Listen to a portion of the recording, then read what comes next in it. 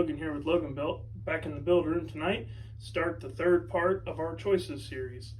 So we've covered what class you're going to run for your budget. We've covered, I'm going to have to go ahead and edit this. Some of the stuff is 50% off of the ticketed price. Okay. So if you see a price, don't be.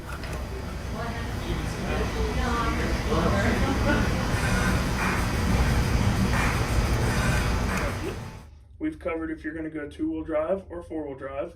And we've covered if you're going to go common rail or mechanical. So the third thing that we need to talk about now is the build process itself. Everything I'm going to say here is going to apply to if you're running around 750s in the 8th all the way to the 4s. Oh man, look at Melody slipping top in charge, gonna lay down 355 at 212 miles an hour for the best pass in there as Logan goes his first 4-second pass. So it's going to cover a pretty wide genre of race trucks. So first thing you need to figure out is what kind of cage you need per the rules for the class that you're going to run. So for an example, 670 requires you to have a 6-point roll cage. You can look that up on the NHRA website. They have the information on there about 6 points and 10 points, which would be the 850s. A 6-point, you need a main hoop, you need rear down bars, you need door bars. It's about half of what you need to be an 850 cage. 6-point cage will get you good to 10 flat in the quarter, about 640 in the 8th, and then from there you're required to have a 10-point roll cage. This is the part where you kind of need to have some forethought about the future. You can take a 6-point roll cage and you can add on to it to make it a 10-point down the road, but when you do that, it is difficult a lot of times. The main hoop and the door bars, the A-pillar bars, they all have to be 360 welded. So if you've got a really nice fitting cage, it's going to be really tough to get up in there and weld 360 degrees around it. You are allowed to do gussets if you can't 360 weld. It just adds to the difficulty of it. If you're paying a shop to do it, it's going to cost you more money. Some shops, if you're having a cage built, talk to your chassis shop. Some of these chassis shops won't even do add-ons like that. They want to build it one time and that's it. There are some other ways around it. You can cut the cage off the frame, drop it down, weld the top, put it back up. But if you remotely think that you're going to run, I know everything we've talked about has been 1/8 mile, but if you think you're going to run 999 or quicker in the quarter, which is pretty easy to do nowadays, and if you think you're going to run any class above 670, do yourself a favor, go ahead and build that thing with a 10-point roll cage, get it certified. That's what's called an 850 cert cage. And with that roll cage, that will allow you to go all the way down to 530 in the 8th and 850 in the quarter. It's about twice the work, but usually it's not twice the money to do it. If you're doing it yourself, it's just a little bit more labor and a little bit more money and material. So I would recommend, if you're building a cage, just go ahead and do an 850 and be done with it. Material is the next thing to talk about with the cage. You really have 3 options. You've got chromoly, which is the most popular option, regular mild steel, and you have what's called dough coil. That's pretty new. There's not a lot of shops using that. I know Adam Foltz built his truck with that, but it's pretty new to the market, so there's not a lot of people using that per se, but it is an option. The chromoly has to be TIG welded. That would be the downfall, you could say, of the chromoly. The benefit of using chromoly is that you can use a lot thinner tubing. You can use 085 tubing in certain places where with mild steel you would have to run a 120 wall. So a chromoly cage is going to be lighter than a mild steel cage. There's no safety benefits between the two. They're both deemed equally safe. The mild steel you can MIG weld, so that typically makes the job cheaper. If you're doing it yourself, it makes it easier and faster. A chromoly TIG welded cage is going to add more value to your vehicle. If you're ever thinking about possibly selling it in the future, I would recommend going ahead and doing a chromoly just for the value aspect of it. And then the dough coil, you can treat it just like chromoly. It's all the same rules. It has to be TIG welded. It can be thin just like the chromoly. So really it comes down to your budget, what you want to spend on the cage, how nice you want it to be, and if you're going to get rid of the truck in the future. You can spend this, the chassis is an area where you can spend a lot more money than what you think going into it. And that kind of brings us into like the order of operations here. So a lot of times I see guys that start on a drag truck and they don't really know what to do first and then what to do second or any of that. So they just start buying things. They go out and they buy a set of wheels and tires, and they buy, you know, whatever today's latest and greatest electronic components are. They go and get the truck painted right off the get-go. And what they end up doing is they end up, by the time they get the build done, they've gotten back into things so many times that the build ends up being a lot more expensive and it takes longer to do. So what I would recommend is start with your chassis. If you're building a back half, even if you're just keeping a stock suspension and four-linking it, do your chassis first. Do whatever you feel like you need to do there, and that's going to hit your wallet harder than what you think it's going to. You don't want to start off, if you're putting fiberglass on your truck or the truck needs repainted and you're going to get it repainted, don't start off by painting the truck.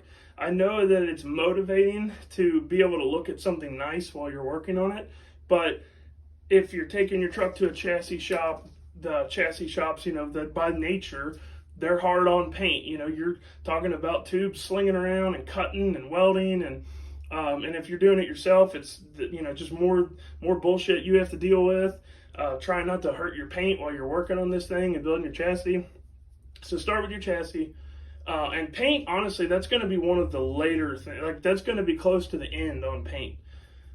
Tires. Don't go out and buy a set of tires when you're starting a 2-year build. They're going to sit around. They're going to, you know, sit with the weight on them for so long that they're going to be junk. They're going to be dry rotted by the time you go to the track, and you basically just threw your money away. If you're building something like a 2-wheel drive where you absolutely have to have a tire to mock up to get everything to fit right and make sure you can get the truck low enough, go and buy a set of $50 junk tires. People post them for sale on Facebook Marketplace all the time. Get something that's the size dimensions of what you want to run and use that for your mock-up. If you have to buy a set of wheels, you can get the wheels you want. Wheels don't typically, there's not a lot of innovation happening with wheels. It's more of just some style changes as time goes on. So you're not going to go backwards by buying your wheels, but definitely don't buy tires. Electronics. That is one thing that I absolutely would not buy until you 100% needed them.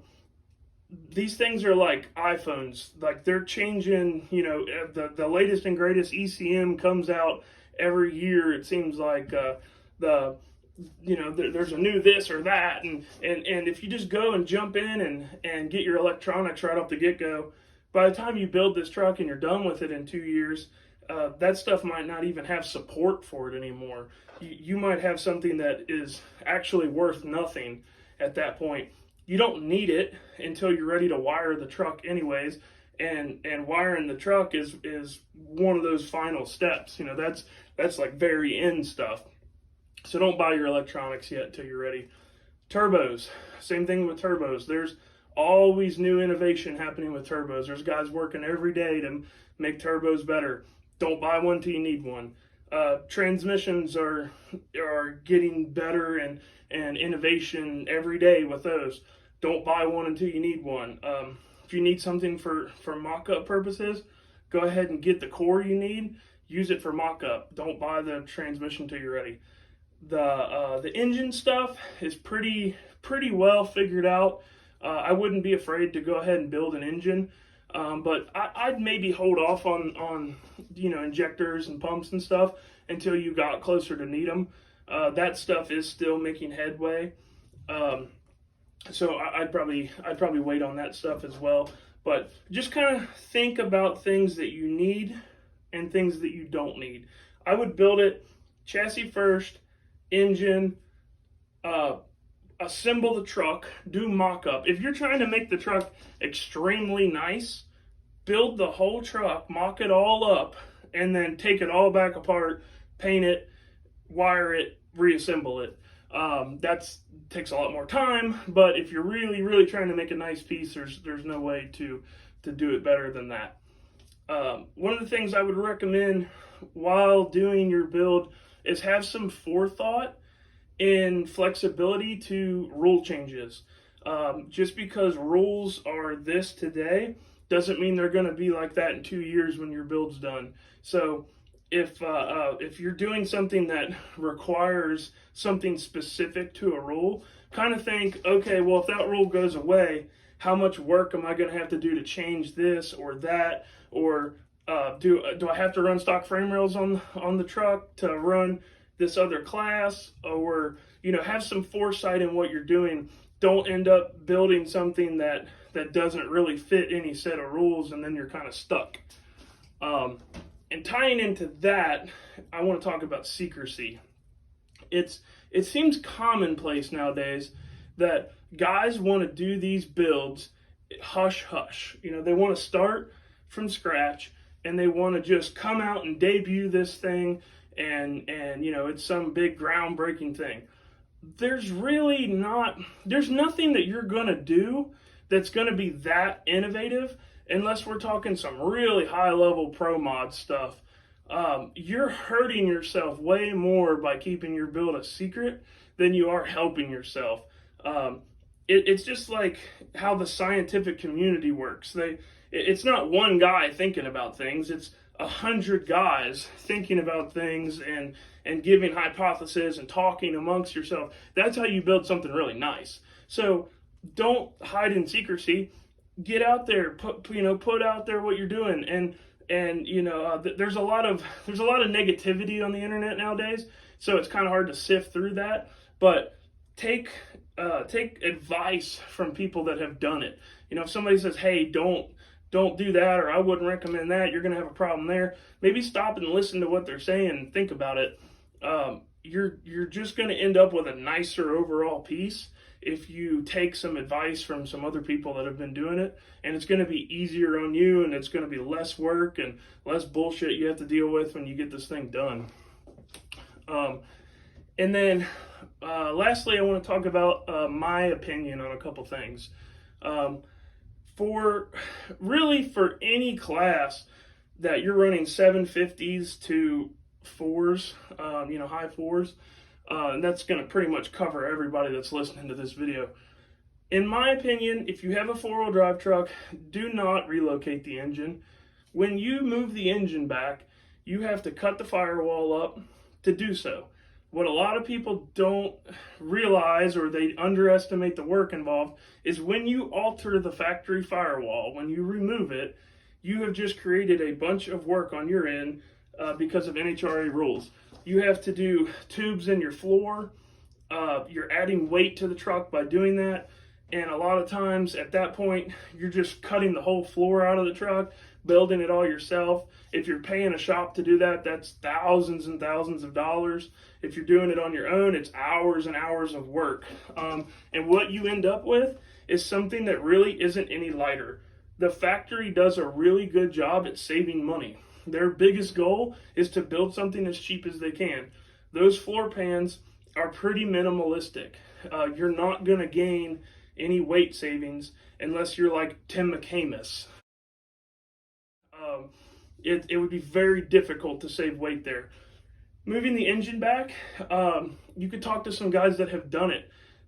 You have to move that engine. There's nowhere to put that engine in that chassis to make it where it needs to be. You would be sitting on top of it. I know Fire Punk, Josh Scruggs' truck, they moved that engine back 8 inches, I believe they said. And the weight bias that they gained from it was disappointing in their words. So don't do that. Just leave your engine in the stock location. We've been 117 60 foot with JP's truck with the engine in stock location.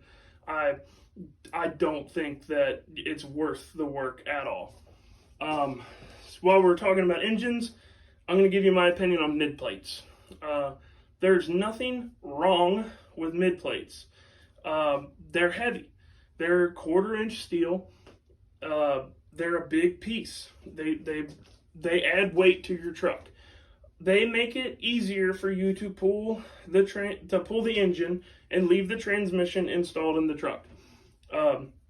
They'll save you about an hour's worth of work every time you need to pull the engine. So what I tell people is ask yourself, how often do you think that you're going to be pulling the engine out of this truck to service it? Are you at that level to where, okay, this engine's going to come out 2 or 3 times a year. I want to save myself 2 or 3 hours every year. Well, by the time you set up the mid plate, weld in your tabs and everything, you're going to have 5 to 8 hours invested in just building a mid plate installation. So you'd have to pull the engine 5 or 8 times in order to get back the time that you invested into it, and you've made your truck 50, 60 pounds heavier all the time. I don't think that a mid plate is necessary unless you are running at a level where you are committed and willing to pull the engine out as often as you want. Solid motor mounts will do you just fine. Just factory replacement solid engine mounts and you're good to go. The biggest thing that I would recommend when you're building your chassis and you're thinking about it is simplicity. Don't overbuild it. When you overbuild it, you're adding more work to it. Typically, you're adding more money to it, and you're ending up with a heavier end product. The lighter you can build it, the better off you're going to be. The easier it's going to be on parts. You're just going to be in a way better position to start with the lightest build possible. And more important than anything, make it easy to work on. That is something that I see a lot of people really miss. A lot of people overbuild stuff, and the way that it gets overbuilt, or the way that it just gets built, period, it really hinders them being able to work on the truck very easily. It makes it difficult to do things. That's another reason tying back into the engine location. When your engine's in stock location, if you do need to pull it out, it's very easy. It's easy to run the valves. It's easy to change injectors. Everything is a lot easier to get to. You move that motor back 8, 12, 15 inches, now it's underneath your dash bar that you have to set the engine somewhere in the chassis where you can still get the valve cover off of it. You're working on it from outside the truck. You're working on it from inside the truck. You're dealing with a lot more bullshit of working on these things when the engine's moved way back. Transmission stuff. Make the transmission as easy as possible to take out. I've seen some guys build these things to where they're really tough to get in and out of the truck, and the faster you go, the more that you're going to be pulling the transmission out, because you're going to, at the minimum, be changing converters. You're going to be playing with different stalls. The latest and greatest this or that might have came out that you want to switch to. Make these things easy to work on. It's only going to make the hobby more enjoyable in the end if you don't have to invest 8 hours to pull the engine. You don't have to spend 4 hours getting the transmission out of the damn thing. Make your life easier so that way it's more enjoyable. The goal of this stuff is to have fun. Racing is hard. It's a lot of work, but I can tell you that there's nothing more rewarding in the world. But it's hard to find the rewarding in it when you have to work harder than what you need to do. So think about that stuff. Try to make your life as easy as possible when you're doing these builds. Don't be secretive. Think about the future. Build a cage that you're not going to end up ultimately limiting yourself with. And I think you'll end up with a really nice product, and you'll be a lot happier with drag racing overall. So that's all I got for this video. If I missed something in this section that you guys wanted to hear about or want to know about, leave me a comment down in the comment section. and I'll definitely put it in the next one. There's always tons and tons of information that I'm trying to condense down into a 20-ish minute video, so things do get missed. So if you see something you like, let me know. Please like and subscribe. We're trying to get to 1,000 subscribers, and I'm going to do a giveaway. Give me more thoughts on the giveaway. Tell me what you guys would like to see me give away. And that's all I got. Thanks, guys.